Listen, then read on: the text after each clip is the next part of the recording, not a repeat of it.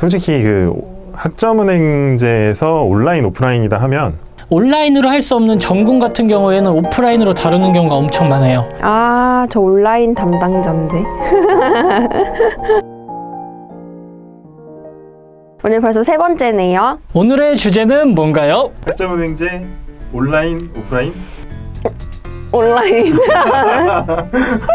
솔직히 그 학점은행제에서 온라인 오프라인이다 하면 온라인을 선택할 수밖에 없어요.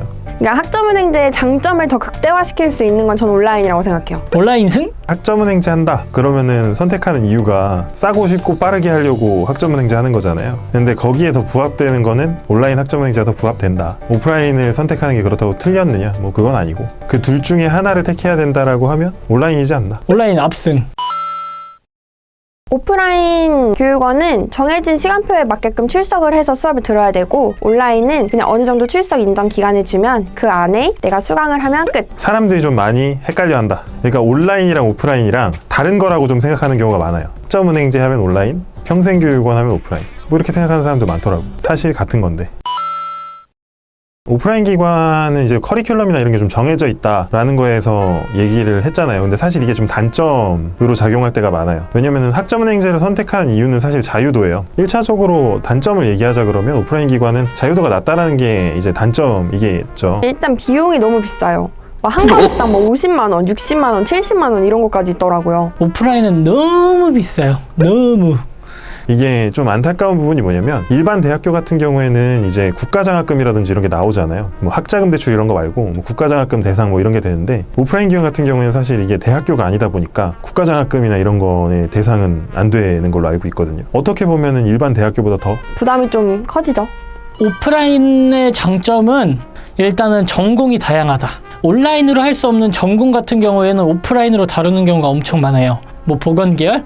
이런 거는 뭐 어떻게 하고 싶어도 온라인으로 하기를 절대 못 해요. 이런 오프라인 기관들에 특화되어 있는 전공들이 있거든요. 요리 계열이라든지 군사학과, 경찰행정 뭐 이런 쪽 같은 경우에는 전문대를 가는 것보다 어떻게 보면은 학점은행제 오프라인 기관으로 갔을 때 더 메리트를 느낄 수 있는 부분들도 있어요. 이런 게 좀 장점이라고 할 수 있죠. 온라인 교육원의 단점.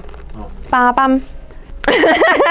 온라인 교육원 단점은 일단 전공이 조금 한정적이죠. 도리어 오프라인으로 진행을 했을 때 더 진행이 수월한 전공들도 있거든요. 그래서 그런 전공 선택 부분에서 제한되어 있다라는 뭐 이런 부분이 좀 단점이라고 생각을 해요. 온라인 평생교육원의 장점은 뭐 두말할 거 없이 편한 거.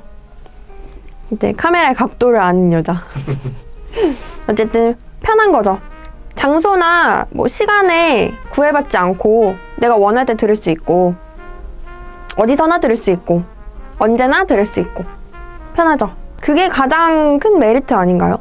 자유도가 너무 높잖아요. 학점은행제라는 제도를 가장 학점은행제답게 진행할 수 있는 거는 온라인 학점은행제가 아닌가, 이렇게 생각을 합니다. 오케이. 온라인 최고. 온라인 장점 하나 더 하면 안 돼요? 해요? 온라인 장점은 일단 학점은행제는 이거를 목적으로 하시는 분들보다는 수단으로 활용하시는 분들이 많다 그랬잖아요. 그래서 다른 공부 편입시험이라든지 시간을 좀 효율적으로 활용이 가능하죠. 그런 부분에서 또 장점으로 말할 수 있다고 생각합니다. 플래너 분들이 공통적으로 얘기하는 부분이 이걸 거예요. 학점은행제가 목적이 아니라 내가 하고 싶은 목표가 있으면 그 목표에 다가가는 과정으로서의 선택지라는 얘기를 많이 하거든요. 아무래도 직장인, 오프라인 나가실 수 없는 분들, 다른 학업을 병행하시는 분들, 기본적으로 온라인을 추천드리고, 일단은 뭐 편입하려는 학생들, 그리고 이제 뭐 산업기사나 기상시 자격, 뭐 사회복지사 자격증, 뭐 보육교사 자격증, 이런 과정은 온라인으로 가능하다 보니까 굳이 오프라인까지 나가서 할 필요는 없다고 생각해요. 특정 전공이 필요해요. 그러면은 온라인으로는 안 되겠죠. 내가 뭐 조리학과, 예체능 관련해서 생각을 하고 있다 라고 하면 실기나 뭐 이런 쪽으로 가야 되는 거기 때문에 오프라인 기관을 선택하는 게 맞는 거잖아요. 무용을 배우고 싶은데 내가 온라인으로 이렇게 할 수는 없잖아요. 온라인 녹화 강의를 보면서 앞에서 1, 2, 3, 4 해주는 사람이 있어야 될 거 아니에요. 그런 부분에 있어서는 당연히 오프라인으로 나가는 걸 추천하지만, 내가 직장 다니고 아니면 다른 공부를 병행하고 있는데 그래도 무조건 오프라인이 좋다라고 말할 순 없잖아요. 나는 시간적으로나 비용적으로나 온라인이 맞는데 뭐 오프라인이 믿을만하다? 뭐 이런 생각으로 오프라인을 고집한다는 거는 오히려 똥꼬집이다. 이렇게 말해야 되나?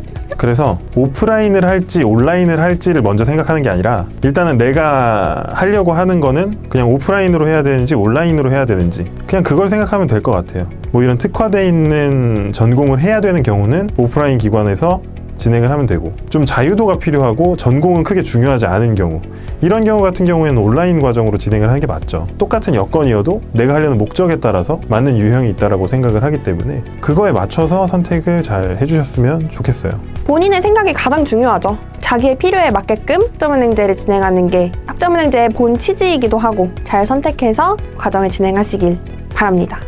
온라인 담당자 올림. 오케이, 수고했습니다. 안녕.